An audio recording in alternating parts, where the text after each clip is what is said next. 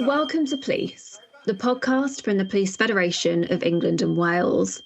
I'm your host, Anoushka Dovey, PFU Head of Communications. Are these your kids? Are these your kids? They're frightened. The audio you can hear is taken from one of this year's nominations for the Police Bravery Awards. This year, we've received 90 nominations, such as this one. In this special edition of the podcast, you'll hear from some of the organisers of the awards and also from each member of the judging panel. So number 25 for update, Charlie, clear. Male with a knife. Every year, we are humbled to receive nominations such as this for officers across 43 force areas. Officers who have put the safety of others before their own. Please, mate. Mate, come on now. Buddy, please. Please. Right, that's it. No. From running into burning buildings, wading into deep waters, tackling armed offenders, being shot at, stabbed, driven at, the list goes on. Our judging panel have studied 90 entries, many of which include detailed body-worn video or CCTV footage. Every officer we recognise at the Police Bravery Awards is an inspiration. We pay credit to their dedication to duty, and in the presence of senior officials in government and policing, we say thank you. 2023 marks the 28th Police Bravery Awards, and it's one of our flagship events hosted by the Police Federation of England and Wales. Over 360 guests are expected at this year's event, and that will include officers and their families from all 90 nominations. Members from 36 PFU boards will also be attending alongside police chiefs, PCCs and invited guests from the media. Today, we'll hear from all 5 members of the judging panel and also from Claire Bleckenhorst, who oversees much of the planning and organisation for the event. First, let's hear from Deputy National Chair, Tiff Lynch. I'm Tiffany Lynch. I am the Deputy National Chair of the Police Federation of England and Wales. I have to say it's our flagship award ceremony that the Police Federation hold each year. We do it to formally recognise and commend our brave officers up and down the country of England and Wales. It's there to show the public what our officers are going through day in, day out. And it's a chance for each individual branch of the Police Federation to put forward nominees, so it's not just one person, it can be a team, to put their acts of bravery forward so that they can actually get that formal recognition and so that we can say thank you. This is about celebrating the really, really good work that our members are doing. The one thing that I will say is that these are examples of many acts of bravery. These are not just like one incident for that branch.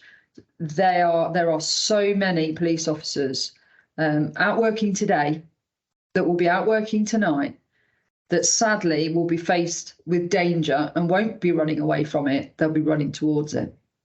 As my position as National Deputy Chair, my predecessors before me have always been the chair of the judging panel for this event. So it fell to me to take on the role. And I have to say, I don't think I've fully appreciated in the years gone by the immense honour but difficulty in determining who are the regional winners and then the overall winner. And I don't want to give too much away because obviously we're going to have the awards, but it pulled at my heartstrings. I haven't been on the streets for a number of years, but there was certainly body-worn video footage that I don't want to see again. As Tiff mentioned, all of the panel also shared how hard the judging process was, and you'll hear from each of them shortly. Here's Tiff to explain how she found the judging process. It was very, very hard to pick regional winners. It was a healthy discussion, debate of the panel, certainly for some. And in all honesty, I think that if the panel could award every single one of those nominations an award, we would have done, most definitely. But what I will say is they should all be very, very proud. And their families, I have no doubt, are extremely proud as well.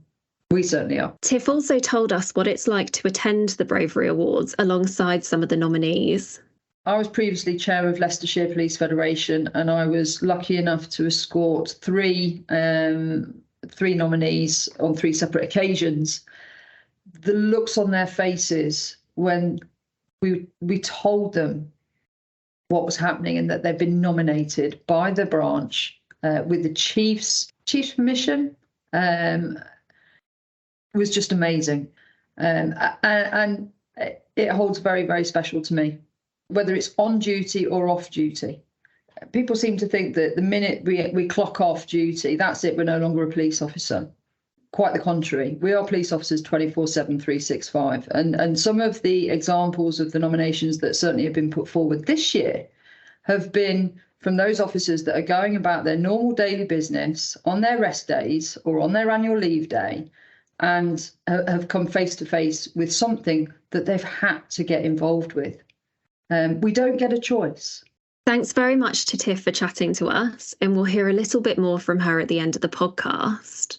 Before we hear from the rest of this year's judging panel, we caught up with Claire Bleckenhorst, who is one of the event organisation leads. Without the hard work of Claire and her team, there would be no Bravery Awards at all, so it was really good to get a behind-the-scenes glimpse at not just the evening event, but also the morning visit to Downing Street.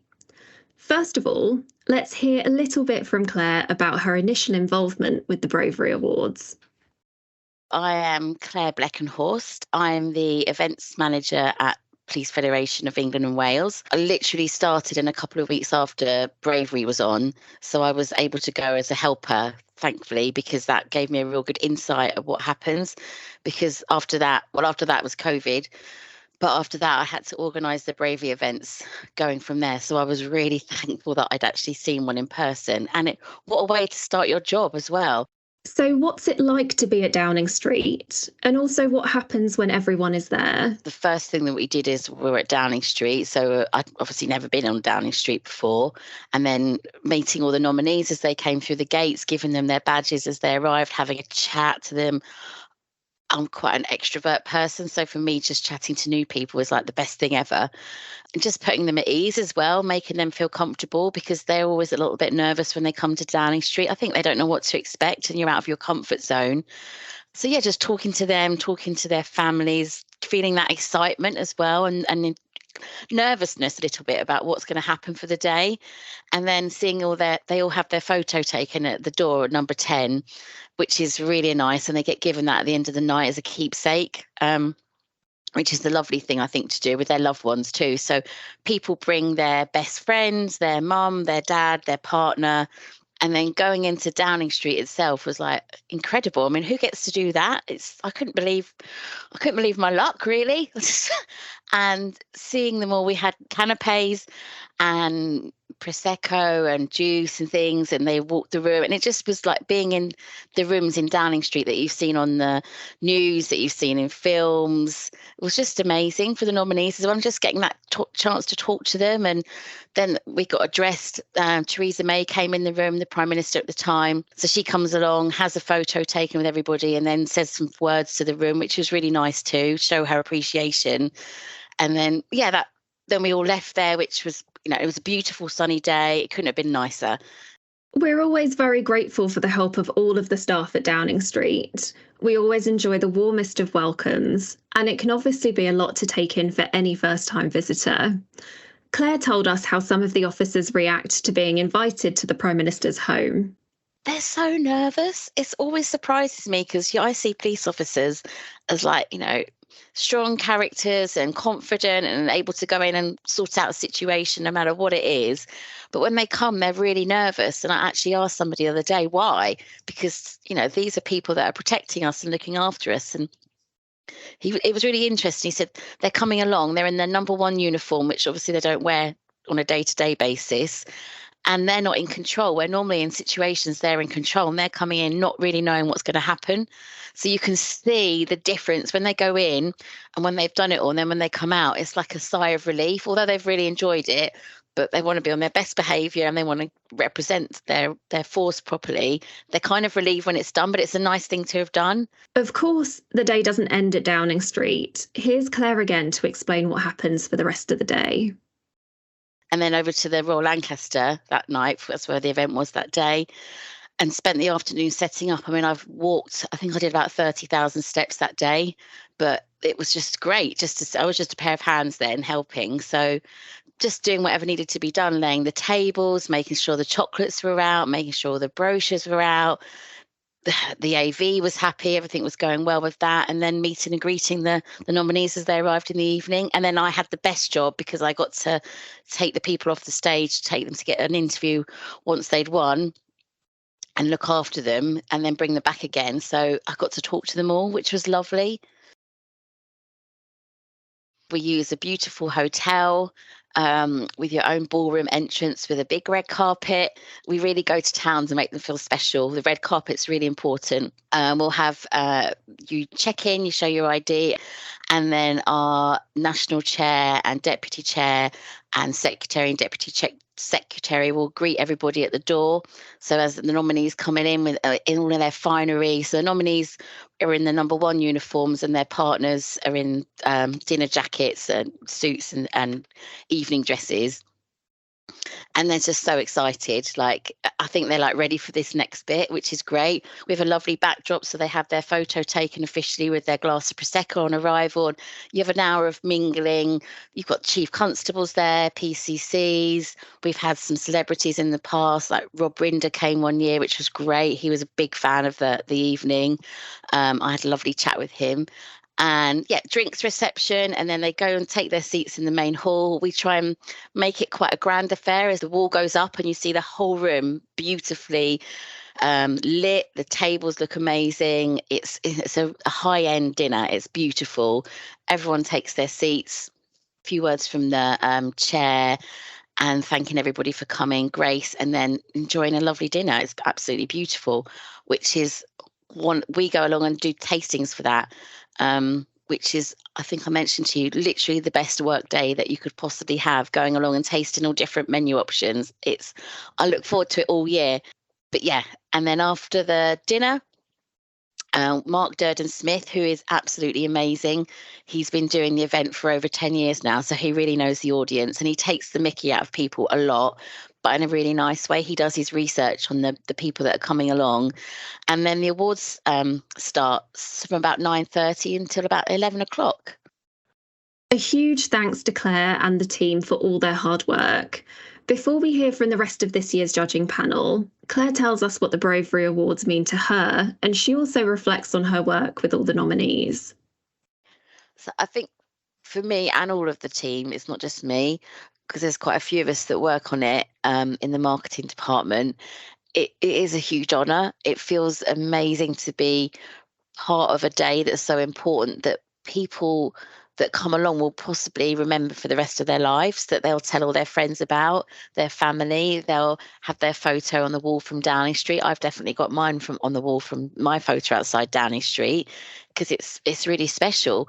So to be part of the bravery, the whole process, from working with the branch boards to getting to know the nominees to reading all their stories before, and that, I think it's great because you get to see it from the very start to literally the very finish, when everybody's gone home and the room's being emptied.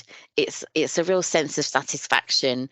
Just the whole team, we just feel so happy, and the relationships that you've built and people that you've met, and just seeing everybody really happy makes me happy. It's just really nice to see some real positivity in the world, because especially around policing, because there's so many great stories out there, and I just think they don't get spoken about enough. So to come together and celebrate that, and for me to be part of that, is a huge honour. You're listening to Police, the podcast from the Police Federation of England and Wales. If you have a topic you'd like us to cover, you can contact us by emailing podcast@polfed.org.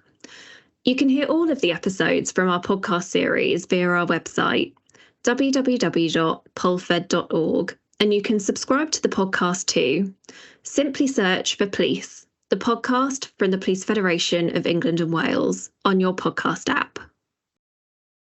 We're extremely grateful to everyone who helps to make the Bravery Awards such a special and unique day in the policing calendar. And each year, we're especially grateful to our judging panel. We've already heard from Tiff as the chair of the panel, and this year she's joined by 4 other panellists, and we've had the chance to speak with each one of them and ask for their thoughts on the Bravery Awards, and also their thoughts on their role as judges. We start with Bryn Hughes. Bryn's daughter Nicola was shot and killed on duty in 2012, along with her colleague Fiona Bone. Bryn launched the PC Nicola Hughes Fund in her name in order to help children under 21 who have suffered a tragic loss of a close family member through a violent crime such as murder or manslaughter. Bryn also works closely with the Ministry of Justice on their victims panel, and he also helps advise and train family liaison officers for many forces. In 2022, Bryn joined with the Police Federation of England and Wales to launch the Medals for Heroes campaign to honour all blue light emergency service workers who lose their lives in the direct execution of their duties. We started by asking Bryn how he felt to be asked to be a member of this year's judging panel. When I was asked, it was I was quite surprised, to be honest. I'm quite shocked. I wouldn't say shocked. I'd say I was quite surprised. Humbled and honoured. It was something I'd never expected to be, taking part in. So yeah, you think, oh wow, this is quite big. I mean, I've seen historical pictures of previous Bravery Awards, and obviously more so in the last 10 years. I've probably taken more notice of them in the last 10 years, to be honest. So when you see it, when you see the magnitude and the scale and the amount of people involved, it was quite an honour. I mean, I'll be honest, it was quite difficult. I wouldn't say I had reservations at first. I was aware that there may well be some things that I would say that would probably bring those sort of memories back. And then what I tried to do, I wouldn't say dismiss it, but I tried to normalise it, like you'd see on any of these reality TV programmes where you're watching things, and obviously they're edited for TV. But the ones what we, as a judging panel, watched, we could sense them. There was always a warning with them. So yeah, it did bring things back, and I'm I suppose in one respect I'm glad that it was over 10 years ago and body worn camera wasn't widely available with Nicola and Fiona, because I would hate to have thought that somebody in my position 10 years ago watching something like that. Watching some of the body worn, you can hear some private comments where they're going through their own checklists in their head and they're saying it out loud, and that demonstrates just what they're thinking, what the process is at the time, and it's and you get that same sense of equality all the way through it, each and every one that you watch, where they're doing this step by step process. Have we done this? We need to do that. We need to do X and Y. So yeah, you do that, get that feeling. It's if you didn't know better, you'd think that it was all one police force. I know it's they're all abiding by the same principles, if you like, but obviously different forces do things slightly different at the time. But you get that same sense of one big team, without a shadow of a doubt. If on the night of the Bravery Awards I spoke to every officer in receipt of an award or nominated for an award, they would probably all say the same. They would probably say, no, I weren't being brave, I was just doing my job. And I think that's what Nicola would say, and obviously Fiona. I think they'd have the same opinion, that they weren't being brave, but to put on a uniform, to walk the streets, to patrol the streets, to respond to incidents, and without a second thought. I mean, looking at some of the nominations, there's no pause for thought. It's just immediate reaction, and you can't take nothing away from that sort of bravery.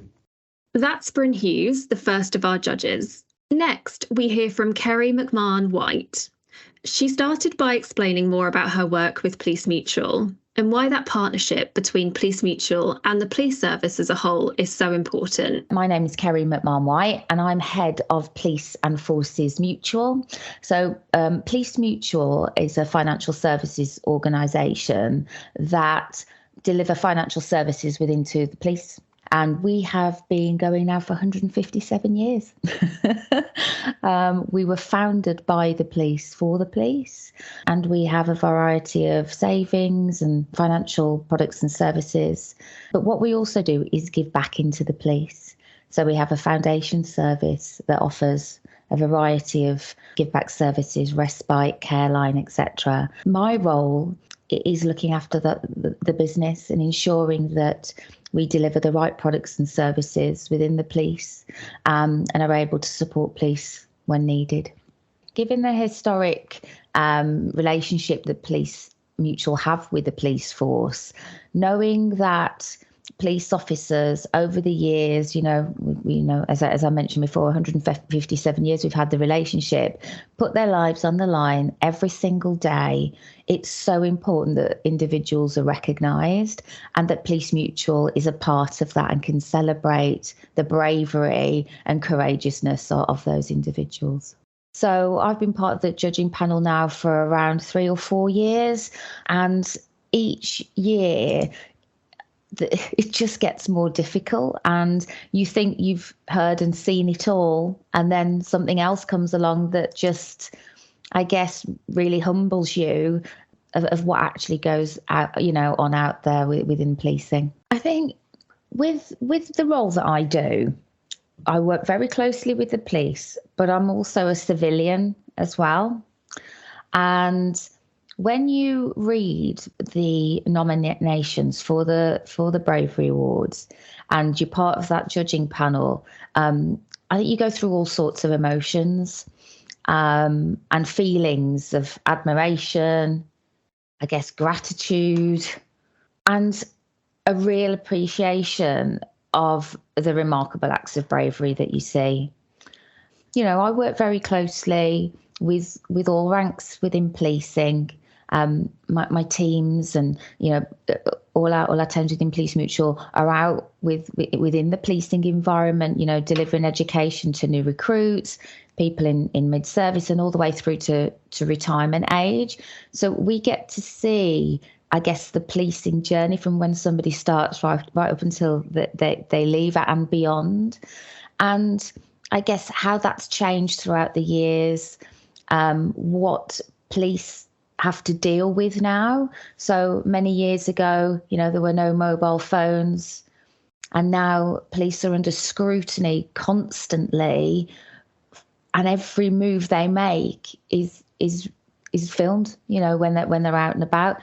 Their safety has also improved. Years ago they didn't have body cam footage, and as part of the judging panel we get to see those images, and again, I think what I've noticed more so from a member of the public and somebody on the judging panel is, I guess, over the years, respect for the police and how they're dealt with by members of the public is awful at times, and how they are perceived as well. Yeah, when I've seen the body worn footage, obviously over the years we've seen more of it, and it's really harrowing. And again, you're putting yourself in that individual's situation because you can see it, you can hear it, and you can hear their reactions as well. And you hear their breathing, you hear their footsteps, you hear them talking to themselves, you hear them talking to their colleagues, and it's as though you're there yourself. And whereas the general public would tend to run away from those type of situations, individuals are running to them. And again, some of the situations that you see again have just changed over the years. Mental health issues, social care issues. There's such a variety of situations that individuals are having to deal with on a daily basis. I think it makes me feel very proud, privileged, and it helps me understand, yes, I've been, working with the police for a number of years, but it just brings it home to me how important a policing role is. And, when people are in trouble, the first thing they do is call 999, and I think, again, you've got these heroes in their uniforms that come to help, but they are humans too. And for me, my children always ask me, my children have grown up with me working with the police. And whenever we're out and about, when they were younger, they used to say, "Oh, Mummy, there's your friends." And I don't think they really understood that I didn't know every police officer in the UK. But I guess, doing the Bravery Awards, it does enable me for us to celebrate the policing as a whole and these individuals. And it just makes me really proud and privileged to be part of the police family. Our thanks to Kerry and everyone at Police Mutual for their continued support for the Police Bravery Awards. Our next judge is Penny Lancaster. Penny recently joined the police as a special constable alongside her work as a TV presenter and charity campaigner. We were delighted to welcome her expertise and perspective to our judging panel. I'm Penny Lancaster. I'm a TV personality and a patron of many charities. And my most special job is as a special constable with the City of London Police. I love every minute. It's a very, very rewarding role. One of my most important ones outside of being mum and wife. I love it. Just being a part of the community, giving back, using my skills as a 52-year-old. And I think the communication of a police officer's voice, that's one of their biggest powers. And I know I'm just going to grow and grow. And I know I learn something every time I go out on duty, which is roughly about once a week. And I really do feel like I make a difference, helping out alongside all the regular officers. I received an email giving me the information about the awards, and it did strike a chord because, as I say, working with cops, you see how the risks that a lot of officers have to put themselves in, sometimes day to day, and then really tragically, they put themselves in harm's way to the point where their lives are tragically taken. And if there's anything more brave than just going out on your day's work and not knowing whether you might not come home. I also, on some consecutive years, have been on a panel of judges for the military awards. And, in a similar sense, the most incredible stories. And these men and women sacrifice a lot for their country. And police officers sacrifice in a similar way for their communities. And to be asked to judge the Bravery Awards was a true honour. And I've seen it from sort of both sides. So, but still, it probably was the hardest judging I've ever had to do, for sure. When I read through some of the stories, I could kind of imagine, because I'd been there, I've encountered something not as severe as that, but and then to see the video footage, watching it unfold in front of you, knowing what it's like to be in that position, and just recognizing the risks involved in that job, but how brave when some of those officers went above and beyond what was expected of them. Well, I think my overall feeling coming away from the judging is, I think, more good news, more hero stories like these awards need to be better publicised, just to realise the pressure that the police are under. We police by consent, and we need the public's help. We don't need it to be hindered.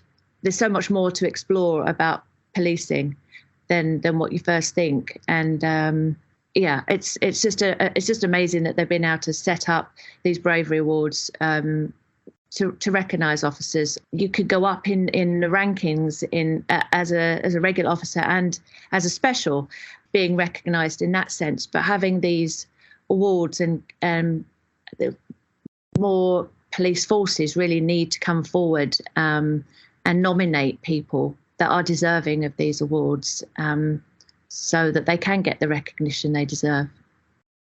We thank Penny for taking time out to chat with us, and also for her service as a special constable.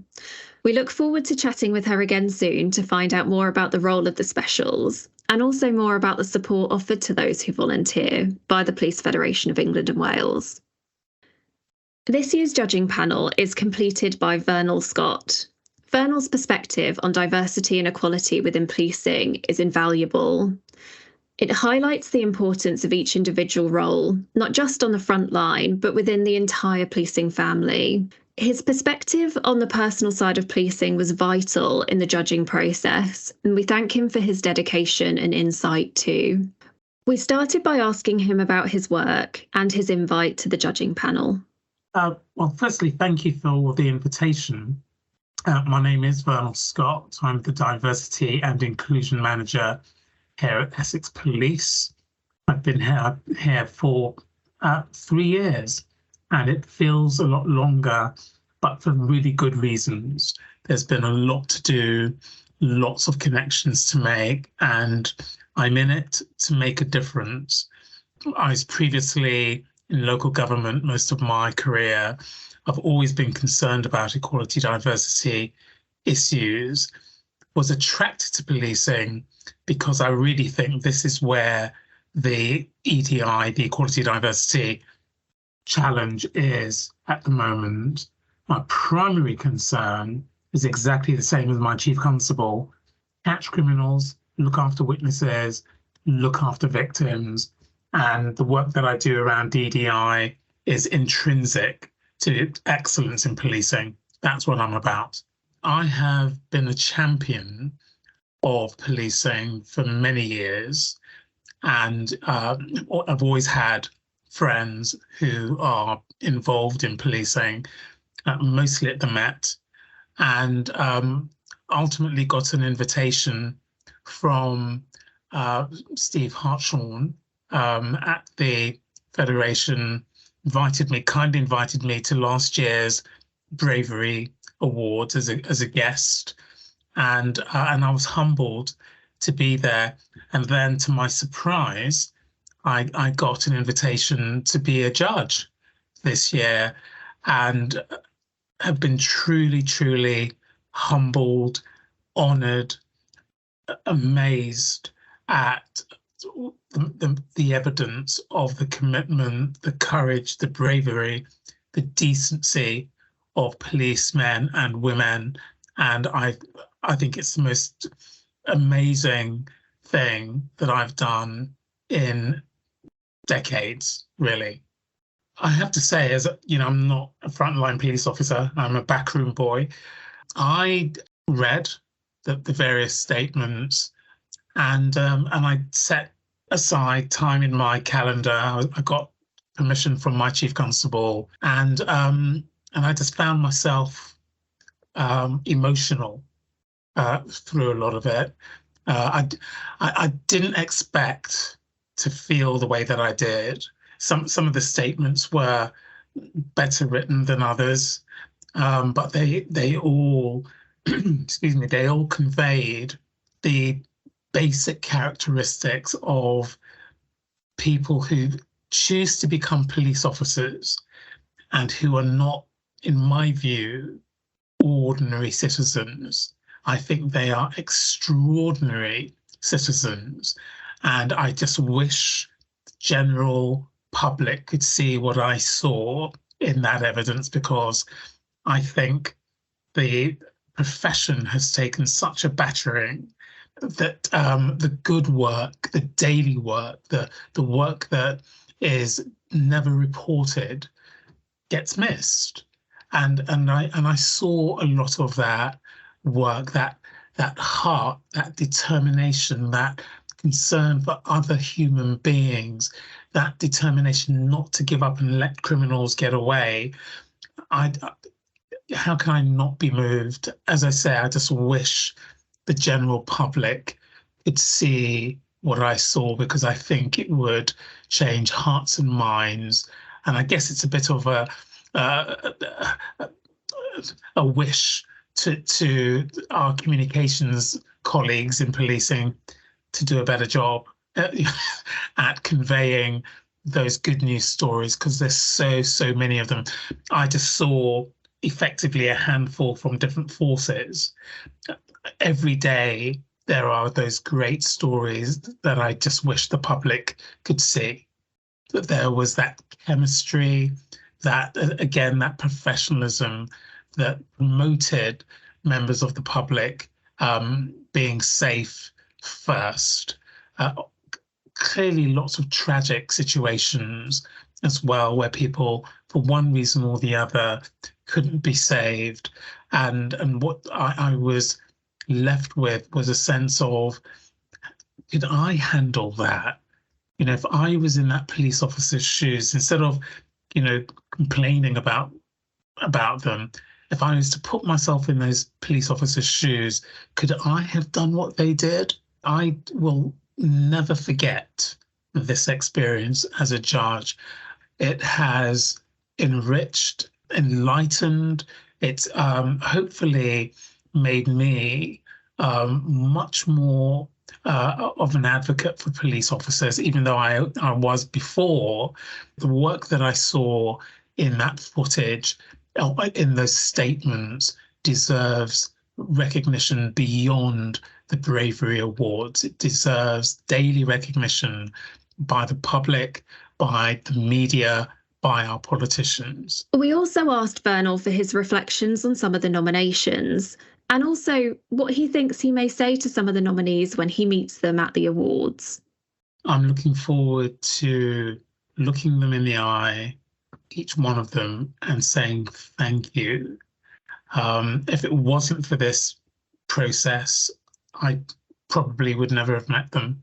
So I'm grateful for the opportunity to say thank you in person, and I will try and not burst into tears really, because I think some of what I saw was beyond normal human endeavor, and I don't have the character to do what those officers do, and the least I can do is to say thank you, and that's what I'm looking forward to doing most of all.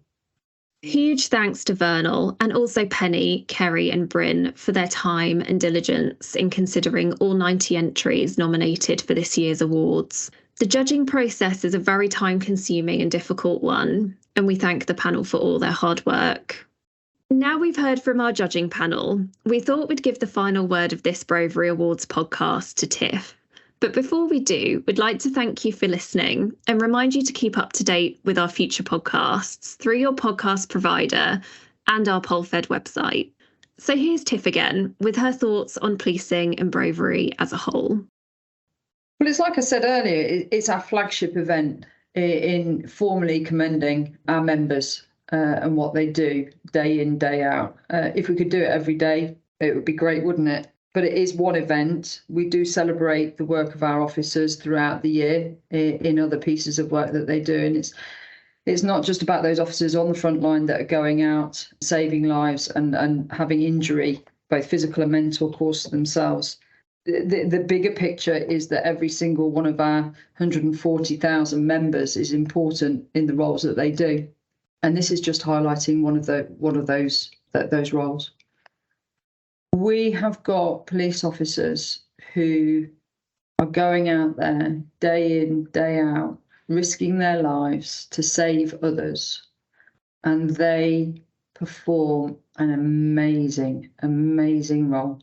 And that's not just these nominees. That is every single officer out there that are putting their lives in danger. I'm grateful that every single one of them came home, but be proud. Be proud of everything that you've done. Be proud of who you are and be proud of the uniform that you wear.